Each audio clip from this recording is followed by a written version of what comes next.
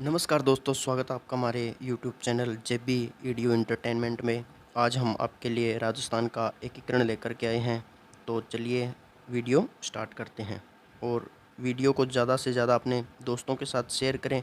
और यदि आप हमारे चैनल पर नए हो तो चैनल को सब्सक्राइब ज़रूर करें और बेल आइकन को प्रेस करके जाएं ताकि आपको आने वाली हर वीडियो का नोटिफिकेशन है वो जल्दी मिल जाए। और जिस प्रकार से आप हमें इस ऑनलाइन प्लेटफॉर्म के माध्यम से जो आप प्यार दे रहे हो और दिनों दिन हमारा जो प्लेटफॉर्म है वो ज़्यादा से ज़्यादा सर्चिंग में आ रहा है, तो उसके लिए आप सभी दोस्तों का दिल से धन्यवाद। तो चलिए राजस्थान का एकीकरण प्रारंभ करते हैं।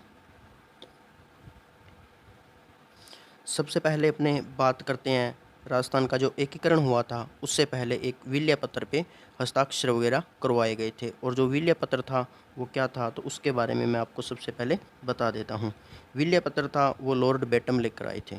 लॉर्ड बेटम लेकर आए थे और उनका ये एक जो पत्र था, या फिर अपने कह सकते हैं कि जो विलियम बेटिक थे वो विल्य पत्र लेकर के आए थे। और इनका मानना था कि जो भारत है, जो स्वतंत्रता से पहले का जो भारत था वो स्वतंत्रता के बाद दो हिस्सों में बंट चुका था। दो हिस्सों में बंट चुका था। एक तो था हिस्सा पाकिस्तान का और दूसरा कौन सा था, भारत का था। भारत और पाकिस्तान दो अलग अलग प्रांत क्या हो चुके थे, बन चुके थे।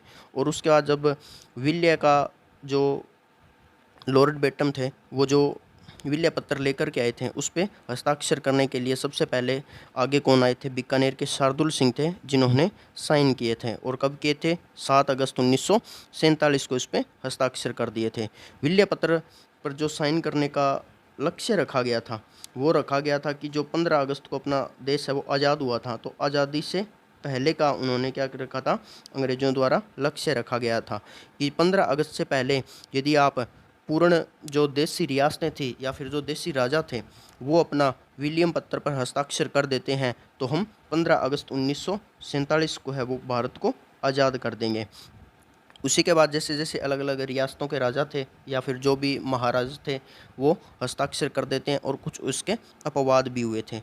तो इसमें सबसे पहले जो सर्वप्रथम जो विल्य पत्र था उस पर हस्ताक्षर किसके द्वारा किए गए थे, बीकानेर के शार्दुल सिंह के द्वारा किए गए थे और वो किए गए थे 7 अगस्त 1947 को। और सबसे लास्ट में, और जो या फिर कह सकते हैं कि धौलपुर के जो उदयमान सिंह राजा थे उन्होंने 14 अगस्त 1947 को क्या किया था, विलियम पत्र पे हस्ताक्षर किए थे। अब अपने बात करते हैं कि जो एकीकरण के लिए विलियम पत्र जारी किया था उसके लिए एक विभाग की स्थापना की गई थी। तो उस विभाग का नाम क्या था, रियासती विभाग नाम था। और उसकी स्थापना कब की गई थी, 5 जुलाई 1947 को उसकी स्थापना की गई थी। और हस्ताक्षर करने के लिए उनको कितने दिन का टाइम दिया था कि 14 अगस्त तक आप इस पे साइन करवा के हमें जमा यदि करवा देते हो तो 15 अगस्त 1947 को वो भारत है आज़ाद हो जाएगा। अब उसके बाद बात करते हैं कि जो रियासती विभाग द्वारा एकीकरण किया जा रहा था उसको कितना समय लगा था एकीकरण में, 8 वर्ष 7 माह और 14 दिन लगे थे। और इसी प्रकार आप कह सकते हो कि 2 वर्ष 11 माह और 18 दिन में भारत का संविधान था वो बन करके तैयार हुआ था। ये परीक्षा में भी कई बार पूछा जा चुका है, जब आप ऑप्शन आते हैं राजस्थान एकीकरण में कितना समय लगता है तो आप 8 वर्ष 7 माह 14 दिन का ध्यान रखें, न कि 2 वर्ष 11 माह 18 दिन है। जो भारत का संविधान बनाया गया था उसमें 2 वर्ष 11 माह 18 दिन लगे थे। और जो रियासती विभाग था उसका अध्यक्ष था वो कौन था, सरदार वल्लभ भाई पटेल थे। और वीपी मेनन है वो इसके सचिव थे। और ये जो पीडीएफ है वो आपको हमारे टेलीग्राम चैनल है जेबी ईडीयू पॉइंट पे आपको ये टेलीग्राम पे मिल जाएगी। और इसमें कुछ जो महत्वपूर्ण बातें आप साथ साथ में नोट करते रहना। अपने एकीकरण के बारे में कुछ बात करते हैं तो उसमें क्या है कि एकीकरण के लिए जिस विभाग की स्थापना की गई थी वो कहा गया था कि सबसे पहले एकीकरण के लिए जो स्थापना की गई थी वो रियासती विभाग की स्थापना की गई थी और स्वतंत्रता से पहले इसकी स्थापना कर दी गई थी। 15 अगस्त 1945 से जो सभी देसी राजा थे वो विल्य पत्र पर हस्ताक्षर करवाने के लिए लेके गए थे। और यदि जो राजा इस पर हस्ताक्षर नहीं करता है तो उसकी रियासत को एक बार छोड़ दिया जाएगा। और जो अन्य राजा थे यदि वो साइन कर देते हैं, यदि मान लो वहाँ पे 100 राजा थे तो 100 में से 80 राजाओं के यदि साइन हो जाते हैं तो 15 अगस्त को भारत है वो आज़ाद हो जाता है। अब उसके बाद एक मारवाड़ के क्या थे, युवा पत्रकार थे सुमनेश जोशी है वो उनका एक समाचार प्रकाशित करते थे, उसका नाम था रियासत। उसमें खुलासा किया गया था कि मारवाड़ के राजा जो हनुमंत सिंह है वो भोपाल के नवाब के साथ मिलकर अपनी रियासत को है वो पाकिस्तान में मिलाना चाहते थे। लेकिन ये क्या था, गलत था, क्योंकि भारत का राजा था, या फिर अपने कह सकते हैं कि मारवाड़ राजस्थान का राजा था, वो पाकिस्तान के साथ अपनी रियासत को कैसे मिला सकता था। और जो पाकिस्तान में जो विलिया का साइन करवाने वाले थे तो वो कौन थे, मोहम्मद अली जिन्ना थे, जिनको ये कमान सौंपी गई थी। और पाकिस्तान में जो भी राजा मिलना चाहते थे और जो विलिया पत्थर पर साइन करवा रहे थे तो वो किसकी जिम्मेदारी थी, मोहम्मद अली जिन्ना की थी। अब उसके बाद अपने बात करते हैं, एक केंद्र शासित प्रदेश था, 19 रियासतें थी, 3 ठिकाने थे और एक केंद्र शासित प्रदेश था। तो सबसे पहले अपने उस केंद्र शासित प्रदेश के बारे में बात करते हैं। केंद्र शासित प्रदेश था वो कौन सा था, अजमेर केंद्र शासित प्रदेश था। और उसका जो मुखिया होता था वो कौन होता था, एजीजी होता था, एजीजी होता था। इसकी फुल फॉर्म की बात करें जो एजेंट टू गवर्नर जनरल, अर्थात तो कोई भी एजेंट होगा वो डायरेक्ट जो गवर्नर जनरल था या फिर जहाँ का मुखिया था उसको सूचना पहुँचाने का काम करता था। एजीजी होता है वो सबसे ऊपर होता है, उसके नीचे अलग 3 व्यक्ति होते थे, ठीक है, उनके नीचे एक या फिर दो व्यक्ति इस प्रकार हुआ करते थे। जो सबसे ऊपर होता था, अर्थात अपने कह सकते हैं कि जो सरपंच होता है, सबसे पहले सरपंच हो गया, सरपंच के नीचे वार्ड पंच होता है, वार्ड पंच के नीचे उनके एक या फिर 2 कोई मुखिया होते हैं जो पंचायत में या फिर किसी प्रकार के जो गणमान्य व्यक्ति होते हैं वो निर्णय लेते हैं। इसी प्रकार जो राजा था या फिर जो मेन अधिकारी होता था उसके नीचे कौन होता था, एजीजी होता था। और जो प्रथम एजीजी बना था वो मिस्टर अब्राहिम लोकेट बना था। आप ध्यान रखना, एग्जाम में जब पूछा जाता है तब लोकेट का नाम आता है, लेकिन उससे पहले अब्राहिम है वो आप याद रखना। कहते हैं कि 1800 क्रांति हुई थी 1857 की, उस समय एजीजी कौन था, तो वो था जॉर्ज पैट्रिक लॉरेंस। और अंतिम अंग्रेजी एजीजी अफसर कौन था, जॉर्ज वॉन लेने गिलन था। और भारत का अंतिम और प्रथम, जब भारत स्वतंत्र हो गया था उस समय सिर्फ अंतिम और पहला जो गवर्नर बना था, एजीजी बना था, वो कौन था, हीरानंद रूपचंद शिवसानी था।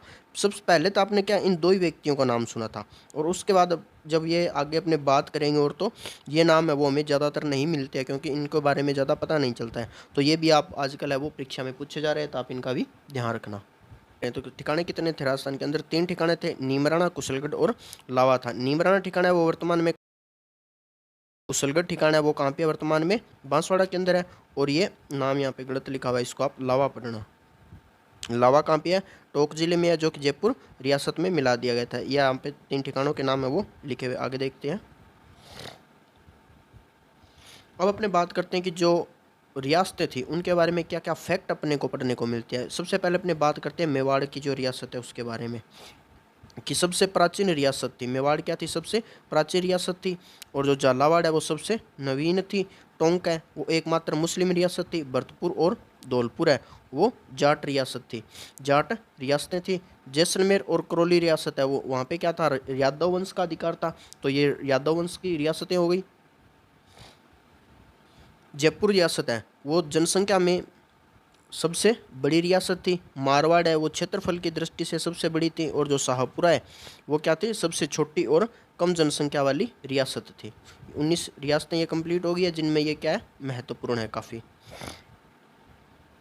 एकीकरण की बात करते हैं। राजस्थान का जो एकीकरण का श्रेय है वो किसको जाता है, सरदार वल्लभ भाई पटेल को दिया जाता है। राजस्थान का एकीकरण है वो 7 चरणों में पूरा हुआ था, 7 चरणों में पूरा हुआ था। और 18 मार्च 1948 से शुरू होकर 1 नवंबर 1956 को इसको पूरा कर लिया गया था। हमने पीछे पढ़ा था कि 8 वर्ष 7 माह 14 दिन लगा दिए थे। और जो संविधान बना था उसमें कितना टाइम लगा था, 2 वर्ष 11 माह और 18 दिन लगे थे। तो आप इन दोनों में कंफ्यूज मत हो जाना, क्योंकि जो संविधान बना था वो बना था 2 वर्ष 11 माह 18 दिन को। और जो हमारा राजस्थान का एकीकरण हुआ था, जो राजस्थान का एकीकरण हुआ था वो कब पूरा हुआ था, एकीकरण में कितना समय लगा है, 8 वर्ष 7 माह और 14 दिन लगा था। आप इस बात का भी ध्यान रखना, क्योंकि 2 वर्ष 11 माह 18 दिन भी आपको ऑप्शन में मिलता है, तो इसमें भी आप गड़बड़ी मत कर देना कोई भी। और राजस्थान में उस समय कितने रियासतें थी, 19 रियासतें थी, 3 ठिकाने थे और एक केंद्र शासित प्रदेश हुआ करता था। ठिकानों की यदि बात करें तो कौन कौन से ठिकाने थे, लावा था, कुशलगढ़ था, नीमराना ठिकाना था, ये 3 ठिकाने थे। अब बात करते हैं अपने एकीकरण के चरणों के बारे में। एकीकरण की जो प्रक्रिया थी उसमें शामिल होने वाली पहली रियासत अलवर और अंतिम रियासत कौन सी थी? सिरोही थी।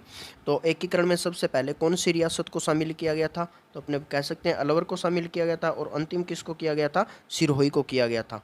सिरोही अजमेर मेरवाड़ा क्षेत्र के थे। अजमेर है वो मेरवाड़ा क्षेत्र का था। राजस्थान की सबसे पुरानी रियासत और नई रियासत, सबसे पुरानी रियासत की बात करें तो अपने पीछे पड़ के यह मेवाड़ थी, और सबसे नई कौन सी थी? झालावाड़ रियासत थी। क्षेत्रफल की दृष्टि से यदि बात करें तो सबसे बड़ी रियासत कौन सी थी? जोधपुर थी। और सबसे छोटी कौन सी थी? शाहपुरा थी। और राजस्थान की एकमात्र मुस्लिम रियासत की यदि अपने बात करें तो वो कौन सी थी? टोंक रियासत है वो मुस्लिम क्षेत्र था। अब अपने बात करते हैं राजस्थान के जो 7 चरण थे उनके बारे में। सबसे पहला चरण है वो 17 या फिर 18 मार्च, ज़्यादातर अपने को 18 मार्च मिलता है, जो कि 1948 को हुआ था, और इसका नाम रखा गया था मत्स्य संघ। दूसरा चरण है उसको पूर्व राजस्थान कहा गया था, और 25 मार्च 1948 को हुआ था। तीसरा चरण है वो संयुक्त राजस्थान के नाम से जाना जाता है, 18 अप्रैल और 1948 को हुआ था। और चौथा चरण है वो वरहद राजस्थान के नाम से जाना जाता है, 30 मार्च 1949 को हुआ था। पांचवां चरण है वो संयुक्त और वृहद राजस्थान था, जो कि कह सकते हैं अपने तीसरा और जो चौथा चरण था उन दोनों को मिला के पांचवां चरण कंप्लीट किया गया था। 15 मई 1949 को ये क्या किया गया था? इसको पूर्ण किया गया था। उसका छठा चरण है वो उसको राजस्थान संघ नाम दिया गया था। 26 जनवरी 1950, 26 जनवरी 1950 आप याद रखना, भारत का संविधान था वो बन करके तैयार हो गया था। और सातवां चरण वर्तमान राजस्थान है, 1 नवंबर 1956 है, ये भी संविधान से संबंधित तारीखें हैं। तो छठा और सातवां चरण है वो दोनों आप संविधान के हिसाब से याद रख लेना, और पहला दूसरा तीसरा है उसको आप तारीखों के हिसाब से 18, 25, 18 कर लेना, और 30 का आधा कितना होता है? 15 होता है, तो ये 15 मई हो गया। बात करते हैं राजस्थान के प्रथम चरण के बारे में। तो प्रथम चरण है वो कब पूरा हुआ था? 18 मार्च 1948 को हुआ था, और उसमें कौन कौन सी रियासत और ठिकाने शामिल किए गए थे? अलवर, भरतपुर, धौलपुर, करौली और नीमराना ठिकाना इसमें क्या किया गया था? शामिल किया गया था। अलवर आ गया, भरतपुर आ गया, धौलपुर आ गया और करौली आ गया, और ये इधर नीमराना है वो ठिकाना इसमें शामिल किया गया था। पहला जो मत्स्य चरण था उसकी राजधानी क्या बनाई गई थी? अलवर राजधानी बनाई गई थी, और उसका जो उद्घाटन करता था वो था एनवी गाडगिल था। और जो प्रधानमंत्री थे वो कौन थे? सुब्बाराम कुमावत, जो कि अलवर से थे। अलवर रियासत के जो इसके जो प्रधानमंत्री बनाए गए थे वो कहाँ के थे? अलवर रियासत थी उसके थे। जो राज प्रमुख बनाया गया था वो बनाया था उदय भान सिंह को, जो कि कहाँ के शासक थे? जो धौलपुर के शासक थे। नामकरण किसने किया था इसका? KM मुंशी द्वारा इसका नामकरण किया गया था। दूसरे चरण की बात करें, दूसरे चरण की यदि बात करें तो 25 मार्च 1948 को पूर्ण हुआ था, और इसमें जो सम्मिलित रियासतें थी उन रियासत और जो ठिकाने शामिल किए गए थे, टोंक ठिकाना था, और टोंक के अंदर लावा इसमें शामिल किया गया था। बूंदी, कोटा, झालावाड़, साहेगढ़, प्रतापगढ़, डूंगरपुर, बांसवाड़ा और कुशलगढ़ ठिकाना उसको भी शामिल किया गया था, और किशनगढ़ रियासत थी उसको भी इसमें शामिल कर लिया गया था।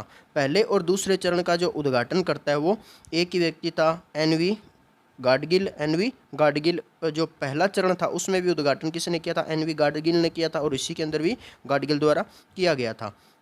और जो इसके प्रधानमंत्री बनाए गए थे वो गोकुललाल ओसवा को बनाया गया था, जो कि शाहपुरा से थे। उसके बाद जो राज प्रमुख बनाए गए थे वो भीम सिंह को बनाया गया था, वो कहाँ के थे? कोटा के थे। और उप राज प्रमुख बनाया गया था वो बहादुर सिंह बूंदी के थे। अब आप इसमें मानचित्र के अंदर देख सकते हो कि यहाँ पे जो लावा ठिकाना है,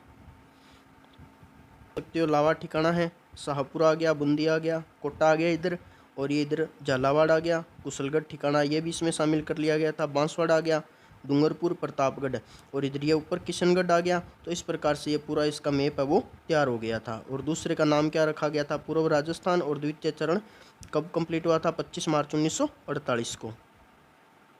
तीसरे चरण की बात करते हैं, नाम क्या दिया गया था इसको? संयुक्त राजस्थान का नाम दिया गया था, और 18 अप्रैल 1948 को ये पूर्ण हो चुका था। और सम्मिलित इसमें जो रियासतें थी वो कौन कौन सी थी? उदयपुर रियासत थी, और राजधानी किसको बनाया गया था?